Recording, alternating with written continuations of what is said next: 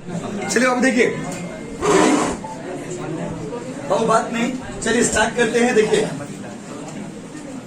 Question आप लोगों को भेज दिए हैं, क्वेश्चन आप लोगों के पास है, देख लीजिए। स्टार्ट करते हैं आज से एमसीक्यू।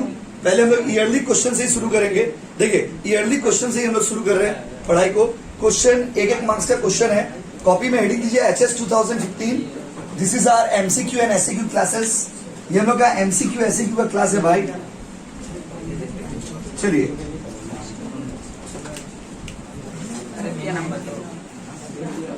चलिए स्टार्ट करते बच्चों, रेडी हो ना? चलो कैसे करेंगे? क्वेश्चंस यहाँ पे दिया हुआ है, हम आपको आंसर्स बताएंगे और समझाएंगे। आप आंसर ऑप्शन लिखते जाइएगा, ऑप्शन नंबर और आंसर। जैसे मान लीजिए 1 है तो 1 का आंसर हम आपको बताए बी, अब बी का ऑप्शन बता दिया, ऐसे लिख लीजिएगा। पेपर आपके पास है ही, इसको याद कर लीजिएगा, याद करने में सुविधा होगा, बस है ना। ये पेपर हम PDF बना के भेज देंगे, अभी तो क्लास में लेट जाएगा इसलिए। ठीक है बाबू, स्टार्ट करें। देखो मैं पहला क्वेश्चन बोला है profit and loss appropriation account. Profit and loss appropriation account, profit and loss appropriation account कौन सा अकाउंट है बताइए? Nominal, personal, real, capital? Nominal account भाई, लिख लीजिए। 1 का ए नॉमिनल अकाउंट, 1 का ए नॉमिनल अकाउंट लिख लीजिए बाबू प्लीज। एकदम बढ़िया से कॉपी बनाइएगा क्योंकि ये थ्योरी कॉपी रहेगा। अगर आज नहीं भी लाए हो आप रफ में लिख लो भाई, कोई दिक्कत नहीं है। 1 का ए नॉमिनल अकाउंट। दूसरा में आइए पार्टनर्स करेंट अकाउंट, ये हो गया ना बाबू। दूसरा है पार्टनर का करेंट अकाउंट कब खोलते हैं? तो बोला है क्वेश्चन में पार्टनर का करेंट अकाउंट कब खोलते हैं? बोला partners current account are open when capital are. बोला पार्टनर का करेंट अकाउंट कब खोलते हैं? तो सुनो, 2 तरह का मेथड पढ़ाए थे आपको, एक होता है फिक्स और एक होता है फ्लक्चुएटिंग। दोस्तों पार्टनर का करेंट अकाउंट तब खोलते हैं जब आपका मेथड होता है फिक्स। क्या होता है बाबू? फिक्स। लिख दीजिए वहां पे 2 का बी आंसर होगा फिक्स्ड, 2 का बी आंसर होगा फिक्स्ड। ठीक है। 3 number question, the most tough question of the year. 3 number question हम बोर्ड पे लिखते हैं और जो जवाब नहीं देगा बाबू आज खून का नदी बह जाएगा। देखिए बोला है, देखिए क्वेश्चन बोला ए बी और हम बोर्ड में लिखते हैं क्वेश्चन। बोला ए बी और सी पार्टनर है, तीनों का रेशियो है 3:2:1। बंगाल बोर्ड का फेवरेट कोई रेशियो है। बोला बी रिटायर हो गया बाबू। कौन रिटायर हो गया? देखिए देखिए इधर देखिए, कौन रिटायर हो गया? बी रिटायर हो गया। बोला नया रेशियो बताओ ना, ये कितना हो गया? सॉरी 3:1। तो आंसर में लिख दो, एकदम ऐसे ही लिखना, लेकिन 3:1 जैसे हम लिखे वैसे लिखना क्योंकि आपको रिवीजन में हेल्प होगा। ऑप्शन कितना नंबर है बाबू? Option A 3:1। पर कैसे हुआ 3:1? लिख लीजिए, रिवीजन में सुविधा होगा।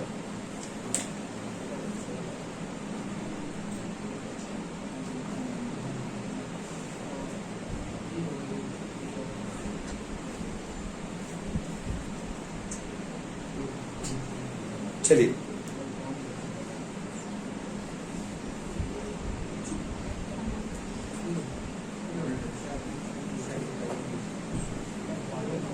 नेक्स्ट क्वेश्चन में आइए।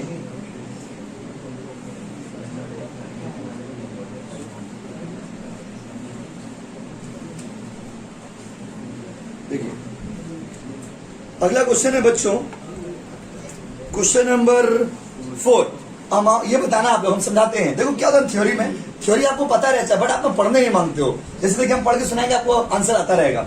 बोला है amount of premium for goodwill, amount of premium for goodwill which is brought in by the new partner is distributed among the old partner। बोला गुडविल का जो पैसा है, गुडविल का जो पैसा है वो नया पार्टनर लेके आता है। वो पैसा को हम लोग पुराना पार्टनर में बांटते हैं, नया पार्टनर लेके आता है, पुराना पार्टनर में बांटते हैं। लेकिन कौन सा रेशियो में बांटते बताइए? New ratio, old ratio, sacrificing या गेनिंग? सैक्रिफाइसिंग। बोलो कौन सा रेशियो? सैक्रिफाइसिंग। तो बाबू आंसर होगा 4 का सी। अरे एडमिशन का सवाल में सैक्रिफाइसिंग रेशियो में बांटते थे यार, क्या कर रहे हैं? तब 4 का सी सैक्रिफाइसिंग रेशियो, पूरा गिना दीजिएगा नाम। 4 का सी सैक्रिफाइसिंग रेशियो। तो अब जैसे जैसे टेस्ट वेस्ट में देंगे ना इस बार ये संडे को, तो ये वाला क्वेश्चंस को पढ़ के आएंगे, इसमें से भी कुछ कुछ क्वेश्चंस रहेंगे। अगला आइए, देखो बोर्ड का जो थ्योरी होता है ना आपको समझाते हैं, जब पेपर सॉल्व करेगा देखोगे बोर्ड का थ्योरी इतना इजी नहीं है। क्योंकि आप अभी महफिल में पढ़ रहे हैं, ग्रुप में पढ़ाई कर रहे हैं, तो थोड़ा बहुत मान लीजिए आप हम भी हेल्प कर दिए, थोड़ा बहुत आपको भी पता है, ऐसा देखता पूरा डल माइंडेड तो आप लोग है नहीं, थोड़ा बहुत आप लोगों के ऊपर अलग आशीर्वाद से आता है। तो अभी इसमें क्या है ना, तो आप कर ले रहे हो। एग्जाम हॉल में एक बच्चे के लिए डिफिकल्ट हो जाता है, क्योंकि खुद से करते हैं ना तो क्वेश्चन समझने में दिक्कत होता है, तो क्वेश्चन को समझने में फोकस करेंगे बाबू। अगला क्वेश्चन देखिए क्या, कितना इजी है लेकिन कितना घुमा के दिया। बोला एक्यूमुलेटेड प्रॉफिट एंड रिजर्व, बोला मेरे पास जो जमा किया हुआ प्रॉफिट है और जमा किया हुआ रिजर्व है, उसको एडमिशन का सवाल में कहां पर ट्रांसफर करते हैं, ओल्ड पार्टनर में, न्यू पार्टनर में, रिवोल्यूशन अकाउंट में, या नन ऑफ दिस। तो अच्छा एक बात बताइए, रिजर्व मतलब कचरा, रिजर्व मतलब कचरा को कौन सा पार्टनर, कौन सा ratio, old partner, old partner.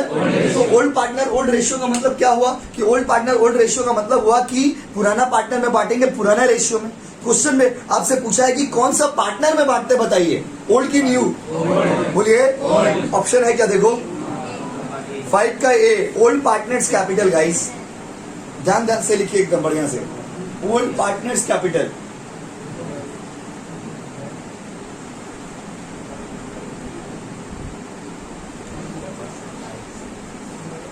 Question याद होता है, लिख लीजिए पहले, लिख लिया बाबू। आप वो जो क्वेश्चन पेपर है उसका हम पीडीएफ बना के आपको भेज देंगे, तो पेपर एक जगह रहेगा, संभाल के रखिएगा प्लीज। तो टेलीग्राम में है ना आप लोग एडिट, क्योंकि टेलीग्राम में रहेगा, देखो क्या होता है ना, व्हाट्सएप का फाइल आप बार बार डिलीट करते हो, व्हाट्सएप का फाइल आप लोग डिलीट करते रहो, इसलिए टेलीग्राम बना के रखा, उसको बिना मतलब बना के छोड़ दिए, नहीं उसका यूज आएगा, समय आने दीजिए तब ना यूज होगा। तो व्हाट्सएप पे क्या होगा ना, कोई भी फाइल आपको भेजेंगे तो सपोज आपका मोबाइल में चैट क्लियर किए आप, या कुछ मान लीजिए जो डिलीट किए तो वो फाइल डिलीट हो जाएगा, और टेलीग्राम में संभाल के रखा हुआ रहेगा वो सब चीज, बस समझे ना। तो आप बार बार कभी भी रीडाउनलोड कर पाएंगे, डाउनलोड करके देख पाएंगे। देखिए उसके बाद आइए क्वेश्चन नंबर 6 गांव वालों, 6 में बोला according to partnership act section 37 interest payable to deceased partner on the amount left by him. जो पार्टनर मर गया है, जो पार्टनर मर गया है, यस तो जो पार्टनर मर गया है उस पार्टनर को कितना परसेंट इंटरेस्ट देते हैं, 6% per annum as per section. चाहिए देखिए 6% में लिखना शुरू, सुनोगे तो पूरा बात, ये क्वेश्चन एग्जाम में नहीं आएगा, डेट सिलेबस में है ही नहीं, तो बच्चे लोग बस चालू हो गए, जैसे बोले बोले रुकिए, अरे भाई सुनिए पूरा बात, आधा ज्यादा बच्चे तो टारगेट लिखने लग गए, रुकिए पूरा बात तो बोलने दीजिएगा।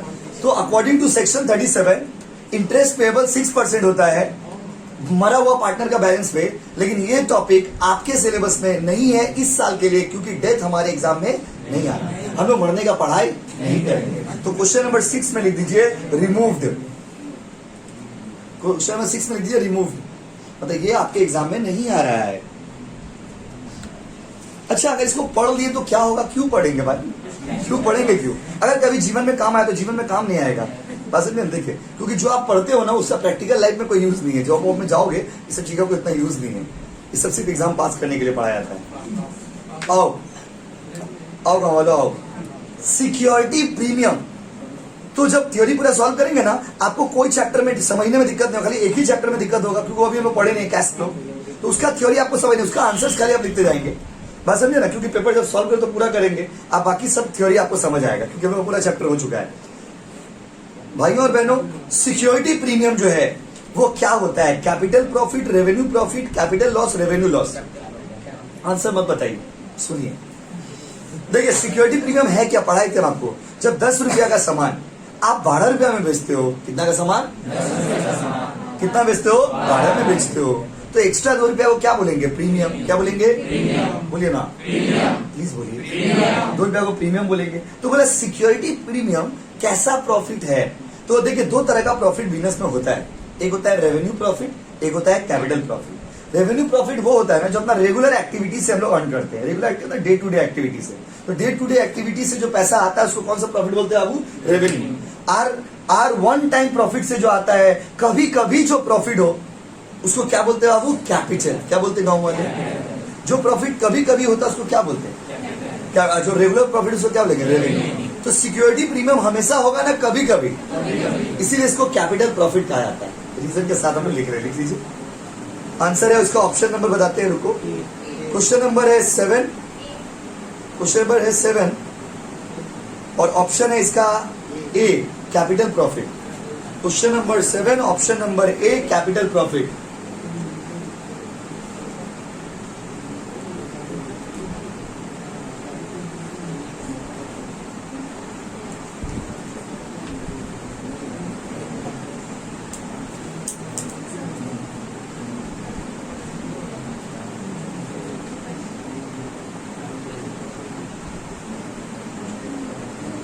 चलिए चलिए देखिए क्या क्या हो गया बच्चों, 7 नंबर हो गया। अब 8 नंबर में आइए, बोला है A limited issued equity share of 10 each. बोला ए लिमिटेड 10 रुपया का इक्विटी शेयर बेचा है, प्रीमियम है 3 रुपया। प्रीमियम क्या बच्चों, 3 रुपया है। 3 रुपया एप्लीकेशन पर। तो देखिए देखिए इधर देखिए, हिसाब समझिए। एक कंपनी जो है वो कंपनी का जो शेयर है, कितना ना 7 नंबर है बाबू, कंपनी का जो शेयर है वो 10 रुपया का है। कंपनी 3 रुपया प्रीमियम में बेच रहा है, तो 10 और 3 कितना होगा जी, 13 रुपया होगा। तो 13 रुपया का हिसाब चाहिए भाई। तो बोला है एप्लीकेशन पर लेंगे 3 रुपया, अच्छा। अलॉटमेंट पर लेंगे 6 रुपया जिसमें प्रीमियम भी जुड़ा हुआ, मतलब 3 + 3, अच्छा। और बोला है balance on call, balance on call. तो देखिए इधर ध्यान सुनिए, तो बोला बैलेंस पैसा जो है वो किस पे लेंगे बाबू, कॉल पे लेंगे। किस पे लेंगे बताइए, कॉल पे।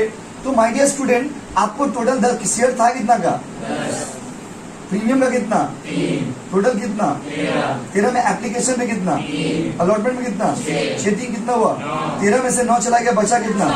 बोला है कॉल का दाम कितना होगा, 4। देखिए ऑप्शन में है 4। 8 का डी, 8 का ऐसे लिखिएगा जैसे हम लिख रहे, रफ को कॉपी जरूर करिएगा, ये रफ आपको समझने के लिए काम आएगा। रफ को कॉपी क्या करिए प्लीज।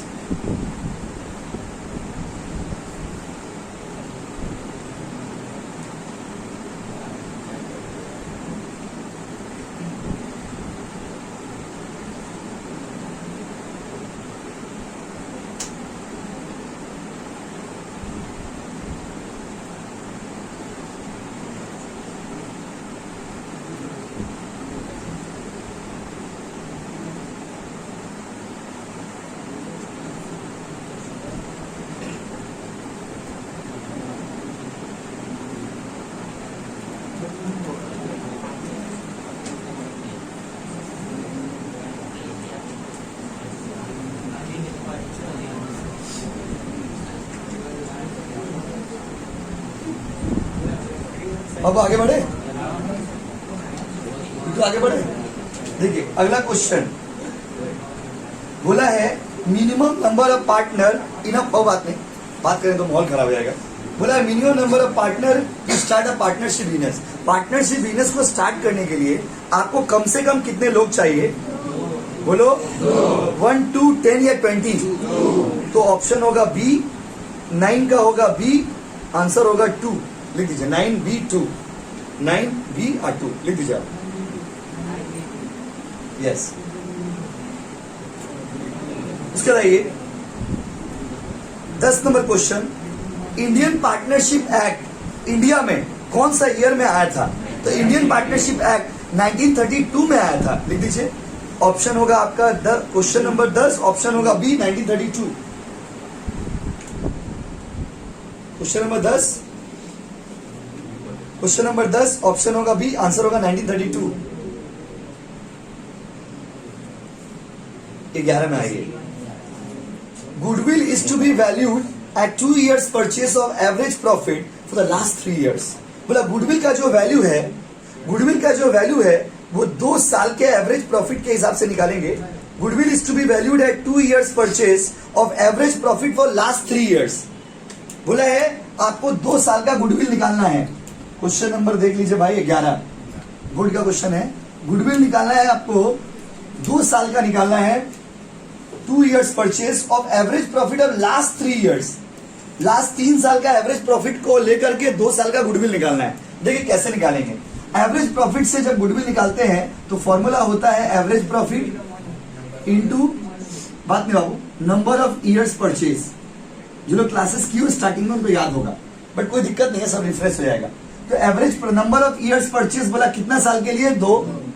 और एवरेज प्रॉफिट कैसे निकालेंगे boss, average profit equal to, average profit equal to, तो एवरेज प्रॉफिट को निकालने का फॉर्मूला क्या होता है, total profit by number of years. अब सोचेंगे आप एमसीक्यू में इतना लिख लग के कर रहे हैं, इतना अच्छा सजा के लिख रहे हैं। एमसीक्यू में सजा के हम आपके लिए लिख रहे हैं बस, क्योंकि एक क्वेश्चन एक बार तो एग्जाम में नहीं ना आता। अभी जैसे 16 का पेपर करेंगे, देखिएगा इसी टाइप का क्वेश्चन है, तो वो आप खुद से करके दिखाइएगा और घर में आके याद करिएगा, सब टेस्ट के लिए भी याद करिएगा। तो टोटल प्रॉफिट पहला साल का कितना दिया हुआ देखिए 20,000, दूसरा साल में लॉस हो गया बाबू, कितना लॉस है बताइए 500, तीसरा साल में 5,000 लिखिए बस, बोले 500 देख रहे थे आप लोग, ध्यान है कि नहीं क्लास में। 15,000 डिवाइडेड बाय कितना बाबू 3 साल का प्रॉफिट 20 माइनस 5 कितना होगा जी 15, 15 15 30, 30,000 डिवाइडेड बाय 3 कितना होगा जी 10,000, और 10,000 इंटू 2 कितना होगा बाबू। देखिए ऑप्शन में 20,000 है क्या, ऑप्शन में 20,000 है, तो ऑप्शन सी, तो लास्ट में लिख दीजिए option c, answer will be 20,000। Copy कर लीजिए एकदम ऐसे ही, 2 साल का निकालने के लिए बोला था।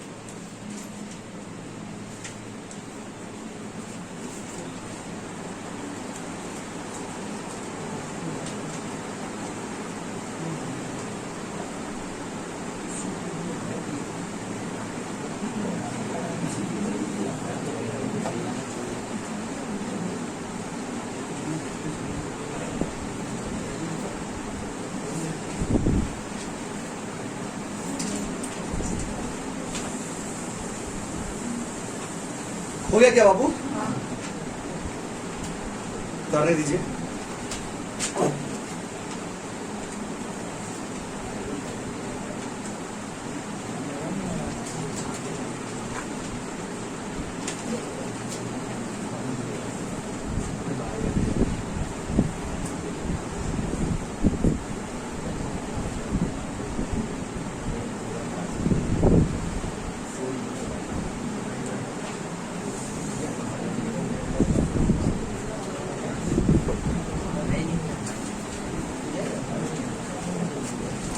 चलिए अब देखिए,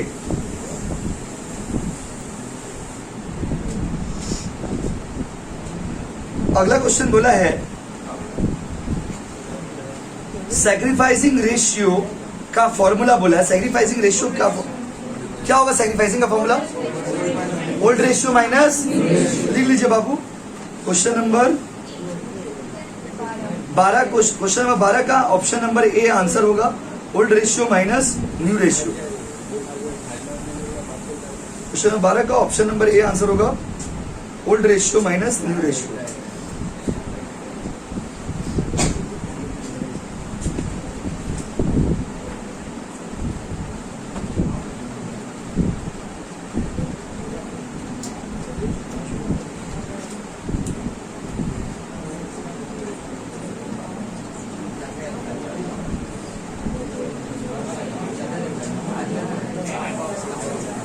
अगला में आइए बाबू,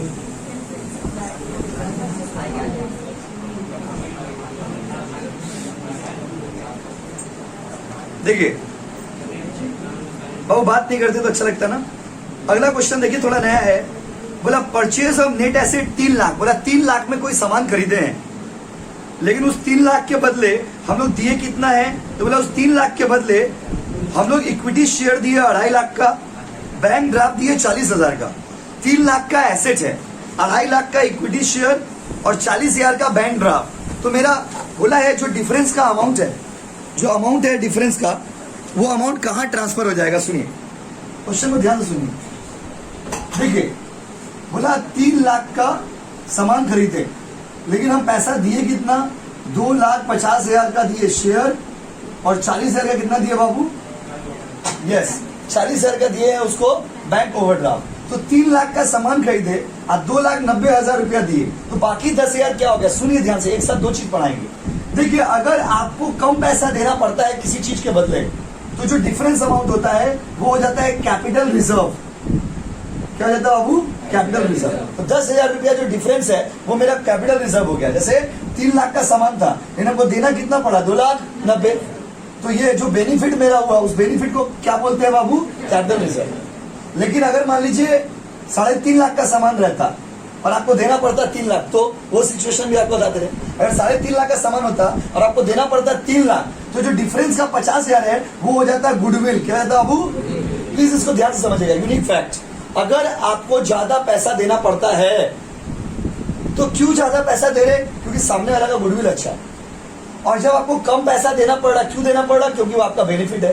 तो याद रखिएगा, अगर देखिए अगर आपका जो नेट एसेट है, नेट एसेट यहां पर क्या है 3 लाख का, और हम लोग जो पैसा दे रहे क्या क्या दे रहे, इक्विटी शेयर दे रहे 2,50,000 का, हम लोग बैंक ड्राफ्ट दे रहे कितना हजार बाबू, 40,000। तो मेरा प्रॉफिट कितना हो जा रहा बताइए, 10,000। तो जो प्रॉफिट मेरा हो रहा उसको कहाँ ट्रांसफर किया जाता है, कैपिटल रिजर्व।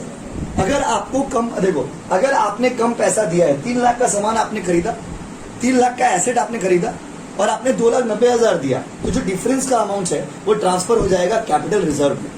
और अगर मान लीजिए 3 लाख का सामान है और आप 2.5 लाख दे रहे हैं, तो जो डिफरेंस होगा उसको कहाँ ट्रांसफर करेंगे, गुडविल में। कहाँ पे बाबू, तो ये बात आपको हम अभी लिखवा भी देंगे, आंसर तो कराएंगे, उसके नीचे पूरा नोट लिखवा देंगे। कितना नंबर है बताइए, 13। तो 13 नंबर का पहले आंसर लिख लीजिए,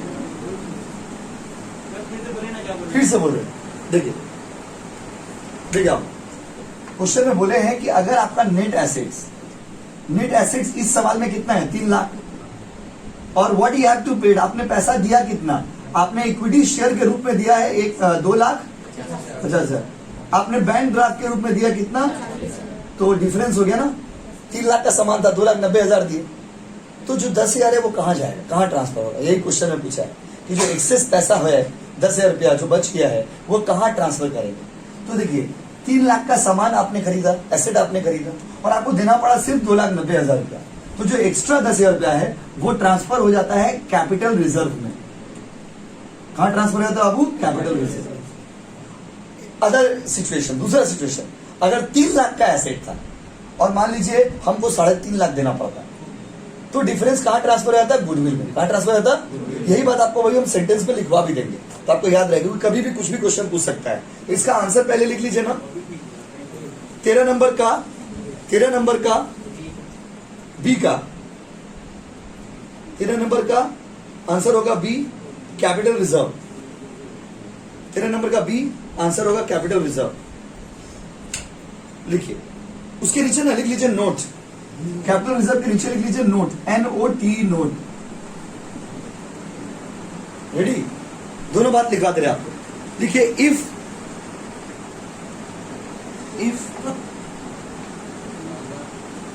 net asset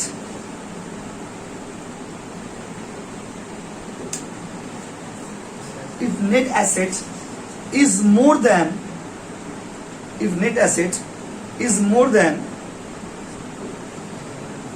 purchase consideration,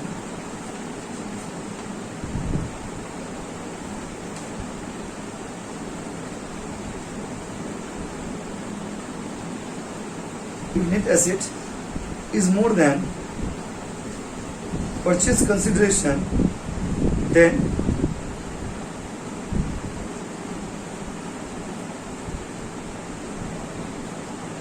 the difference will be capital reserve. The difference will be capital reserve.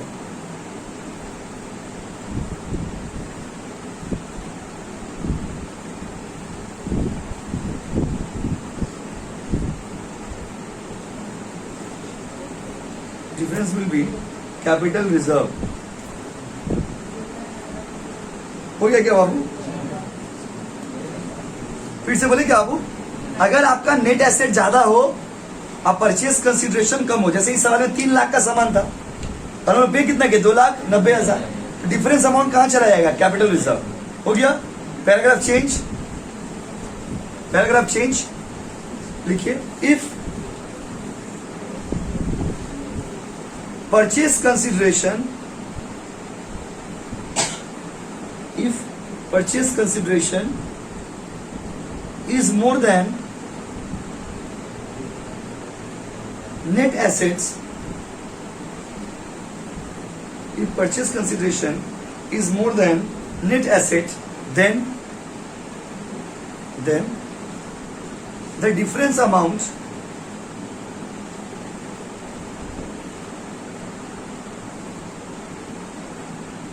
will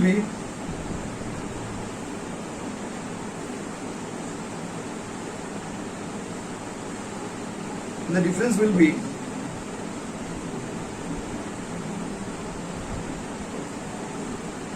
goodwill.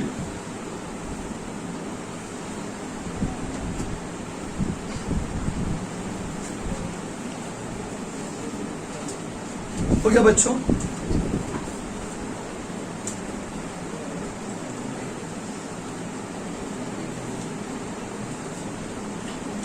हो गया क्या बाबू? उसका देखिए अगला क्वेश्चन में चलते। कितना क्वेश्चन हो गया बाबू? 13 क्वेश्चन हो गया। स्टार्टिंग में थोड़ा टाइम लगता है क्वेश्चन में, क्योंकि धीरे धीरे क्वेश्चन करें, फिर जैसे 1-2 पेपर हो जाएगा फिर आप अपने आप कर लोगे बहुत सारा क्वेश्चन।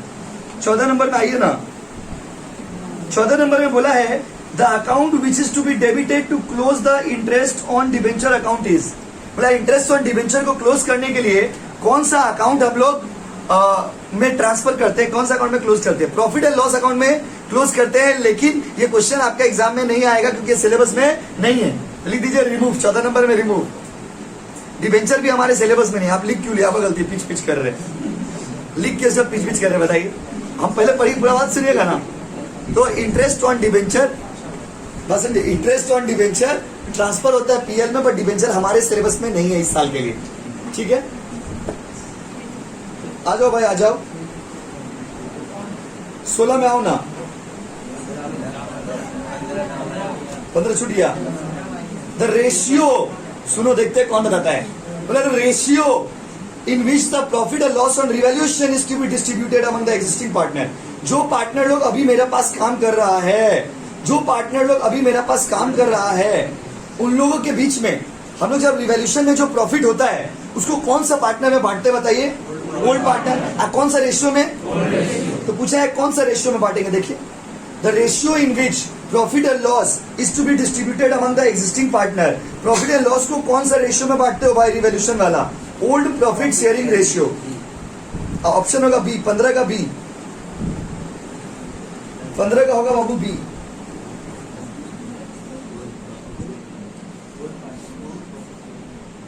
हाँ, ओल्ड प्रॉफिट शेयरिंग रेशियो।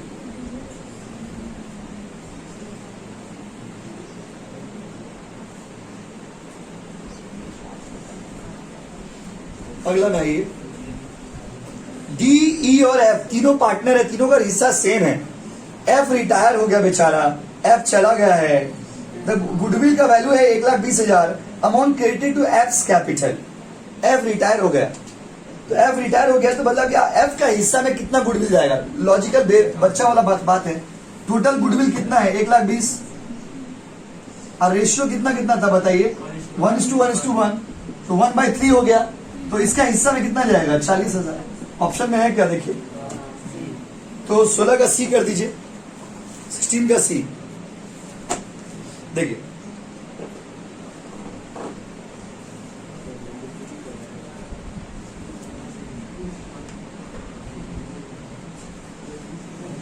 देखिए जो रिटायर हो गया है, देख कर दिए हो गया बाबू। 1,20,000 टोटल वैल्यू था, तो बोला उसका हिस्सा में कितना जाएगा? देखिए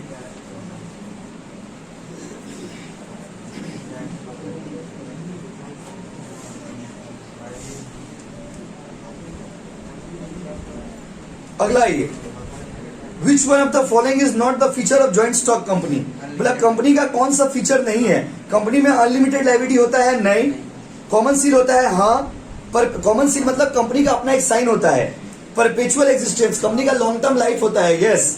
कंपनी का सेपरेट एंटिटी है, मतलब सेपरेट लीगल पहचान है? यस। आंसर होगा अनलिमिटेड लायबिलिटी।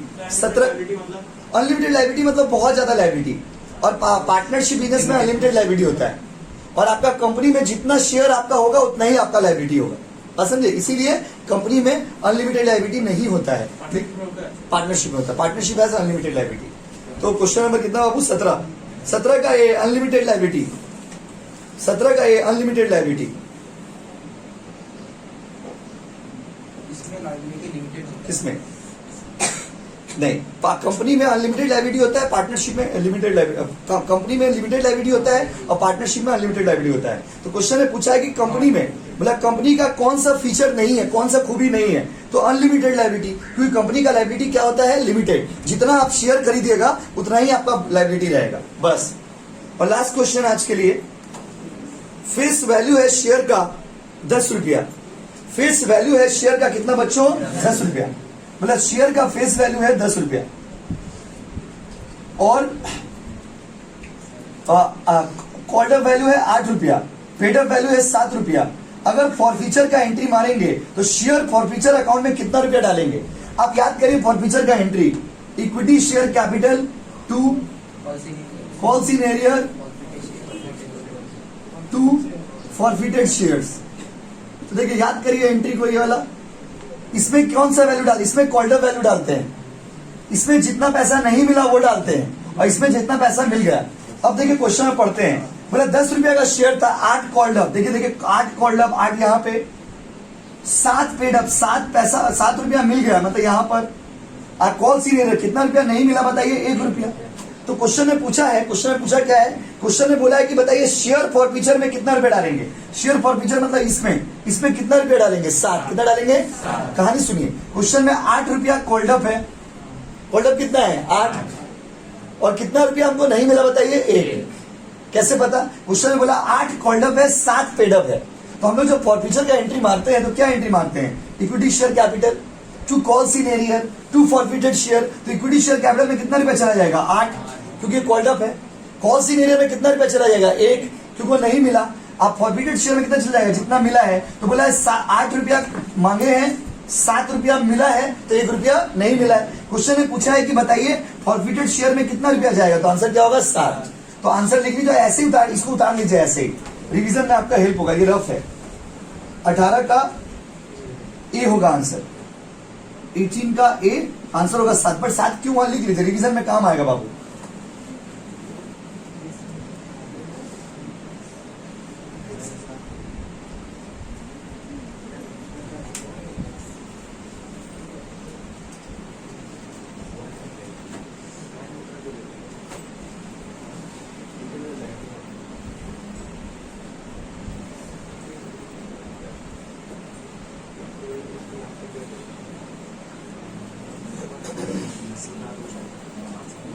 समझिए, उतार लीजिए आराम से।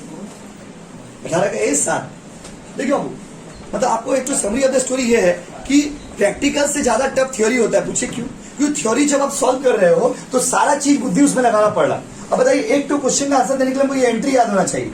ये वाला एंट्री आपको लास्ट टाइम फिर से समझा देते हैं, और ऐसे कर करके हर थर्सडे को एमसीक्यू क्या करेंगे, एमसीक्यू ऐसे क्यों। तो इसका एमसीक्यू पूरा हो गया 18 का। इसमें से 2-3 क्वेश्चन हमारे एग्जाम में इस बार नहीं आ रहा है, जैसे डिवेंचर वाला और डेथ वाला, वो आपको हटा दिए। ठीक है, अभी और क्वेश्चन 20-22 तो बाकी होगा इसमें। इक्विटी शेयर कैपिटल बाबू, वो पैसा डालते हो जितना आपका वैल्यू था, कॉल्ड अप वैल्यू उसको बोलते हैं। क्वेश्चन में बोला कॉल्ड अप वैल्यू कितना है? 8। कॉल्स इन एरियर में वो पैसा डालते हैं जो हमें को नहीं मिलता है। आप फॉरफिटेड शेयर में या शेयर फॉरफीचर में हम लोग वो पैसा डालते हैं जो हमें को मिल गया है। क्वेश्चन ने पूछा था कि बताइए 10 रुपया शेयर का दाम है, वो बात नहीं, 8 रुपया कॉल्ड अप है, 7 रुपया मिल गया है। तो बोला शेयर फॉरफीचर में कितना जाएगा? शेयर फॉरफीचर कितना जाएगा बाबू? 7। तो दिक्कत 7 रुपया कर दिए। 18 का ए आंसर होगा 7। ये 18 क्वेश्चन को बढ़िया से याद करेंगे। फर्स्ट टेस्ट में मोस्ट ऑफ द क्वेश्चन इसी में से रहेगा, एमसीक्यू। बढ़िया से पूरा याद करके आइएगा इसको, घुमा फिरा यही क्वेश्चन को घुमा फिरा के दिया रहेंगे, बस समझिए ना, इसको बढ़िया से याद करके रहिएगा। Thank you so much everybody, फिर मिलेंगे कल इको क्लास में।